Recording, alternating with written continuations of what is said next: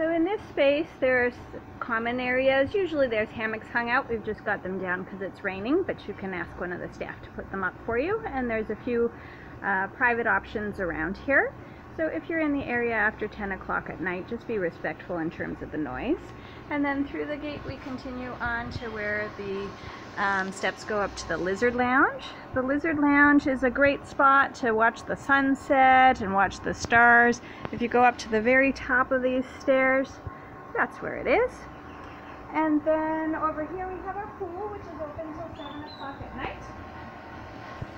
Usually at night we put in our cleaning supplies. If you want to go in later than 7, just ask and we'll let you know if it's okay to go in. There's a freshwater shower here so that you can rinse off before and after. And then we'll go down to the restaurant area. So I think we'll start. Right here we have our restaurant. Down the hall we have a little bathroom that you can use if you're out by the pool or the restaurant. Toilet paper here can only go in the toilet, not in the, only in the garbage, not in the toilet. And the water's not drinkable. It's okay for brushing your teeth with. I use it for washing vegetables with, but you won't want to drink it. For drinking, we sell big 5-gallon jugs of water just down here. They're just $3. Or if you don't think you're going to go through that much water, we've got a water dispenser in the office, and it's 10 lempiras to get a fill. And in here we have our restaurant. So our restaurant is open for breakfast. In slow season, it's open starting at 8 o'clock, and during the high season, starting at 7:30. You just come in, order what you like, and we'll run a tab for you. Dinners, it's a different thing each night of the week. It's served at 6:30, and you need to let us know by 5 o'clock if you want to stay. It's $5 to $7 plus tax for dinner. Then we'll have a seat here, and I'll go through a few pieces of information about stuff around our neighborhood. So we are on this little side dirt road. If you go out to the main road and you make a right at the corner there's a little convenience store that has the basics. If you don't find what you're looking for there, a little further along there's another convenience store, and then you'll get to where there's a big construction project with a paved road next to it. That area has a few thousand people living on it, so there's several little comedores, several pulperias that sell the general basics. If you keep going along the main road instead, just on the other side there's a Vietnamese restaurant called Ellen's Place. Then just past that is the paved turnoff down to the beach. Once you get down to the beach, if you make a right and continue along the water's edge, you'll find 2 restaurants. The first is called the Jolly Octopus, and the second is the Real Kings. The Jolly Octopus on Sundays has live music from about 7 to 10, and the Real Kings on Friday nights does karaoke. All 3 of those restaurants give 10% off to hostel guests. You just need to take a business card from the office. Then right across the main road from our entrance is a church called Sunrise Calvary Chapel. Just to the right of the church, there's a little dirt footpath that runs down to the closest beach access. Once you get to the end of it, there are some houses that block your view of the sea. If you veer just to the left, there's an empty lot you can cut through and you're right on the water. This close beach is not a very attractive looking beach. It's more packed down dirt than sand. Sometimes there's litter because it's mostly residential. And as you go into the shallows, it's mud mixed with turtle grass. But there's excellent snorkeling out there. It's about a 200-meter swim out to the reef. There's a little rock island out there. You just head towards the rock island, then go to the left of it. Gets really shallow. You kind of weave your way through until you get to where it drops off to a wall, and either direction is beautiful. If you don't have snorkel gear, we have sets available for $5 a day.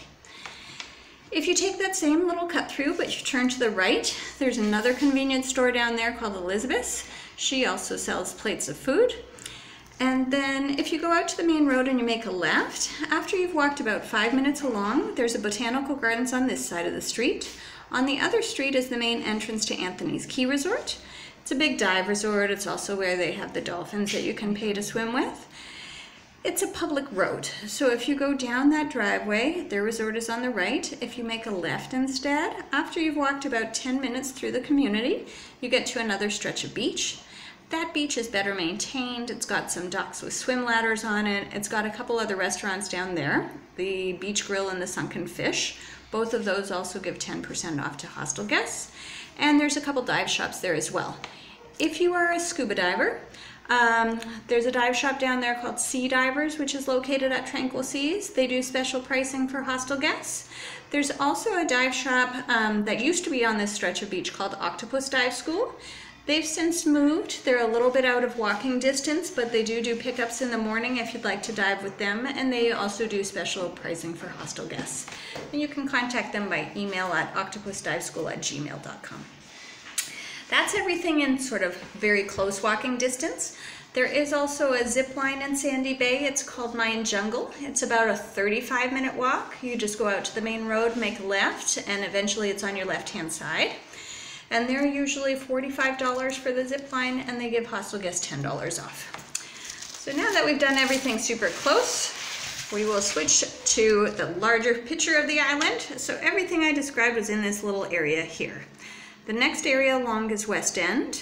West End is about a 5-minute drive. It's 4 kilometers. During the day there are buses. The buses look like little minivans. They don't necessarily have any set markings on them, and there's no set bus stop. So you just go to the side of the road of the direction you want to head and flag for them. Here to West End costs 18 lempiras. Here to Cox and Hole costs 20 lempiras. They run every 10 to 15 minutes, starting about 6 in the morning till about 6:30 at night. We also have taxis, and the taxis here have 2 kinds of systems. They have a system where they work just like the bus does. They have a set route, they pick up people along the way, and they charge per person. That's called Colectivo. Here to West End costs 30 lemps, here to Cox and Hole costs 40 lemps. The very same taxi can take you wherever on the island you want to go, and you need to work out a rate with them ahead of time, and that's called Expresso. So for example, here to the airport is Expresso, to French Harbor, to West Bay are all considered Expresso. The taxis inside the airport and inside the ferry parking lot are always looking just for Expresso fares, but the ones that are passing on the road will do other kind of service, and you can generally get a lower price for Expresso fares with the ones that are already passing. If you're going to West End and you would like the Colectivo taxi service, so the shared taxi service, you go to the other side of the road, flag any taxi that's passing. All the taxis are white with a black and yellow number on the side.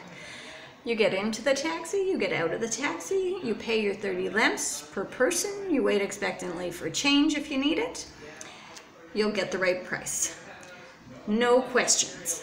If you flag that same taxi and you start asking questions, how much is it to West End? Are you going to West End? Then the taxi thinks that you don't know the system, so the rate goes up.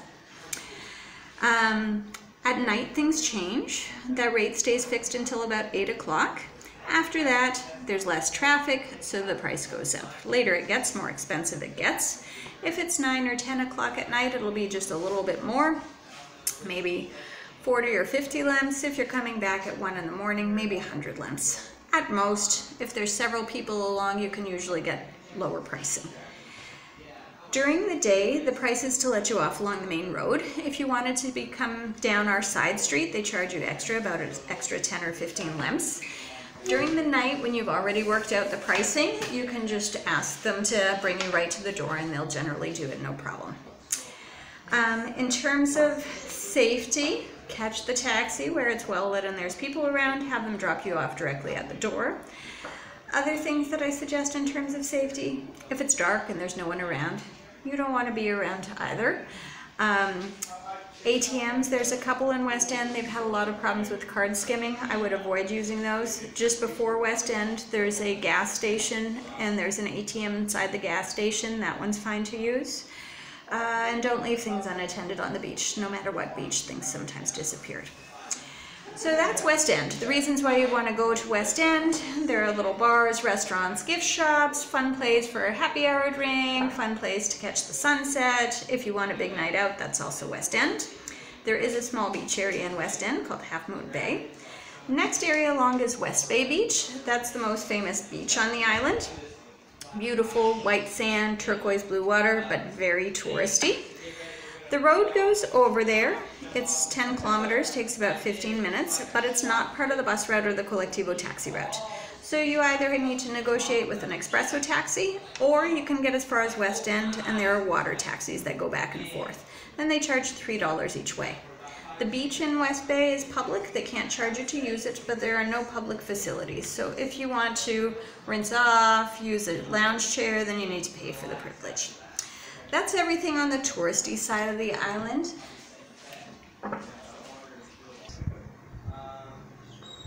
Okay, so we talked about the west side of the island.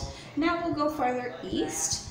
The next town along is Coxon Hole. That's where the municipality is, the post office, banks and grocery stores. Other than that, there's not too much to see. It's aptly named. It's a bit of a hole. After that, you pass the airport, then the ferry dock, and then eventually you get up to French Harbor. French Harbor, equally not too much too exciting to see, but there is a kind of cool bar and restaurant called the Buccaneer that has these hammocks over the water. They call that area their pool. It's $5 to go in their pool, and it's really neat. After French Harbor comes French Quay. French Quay is where the Monkey and Sloth hangout is and the iguana farm. And then after that, you get some nice views as you drive along, and eventually you get up to Jonesville and Oak Ridge.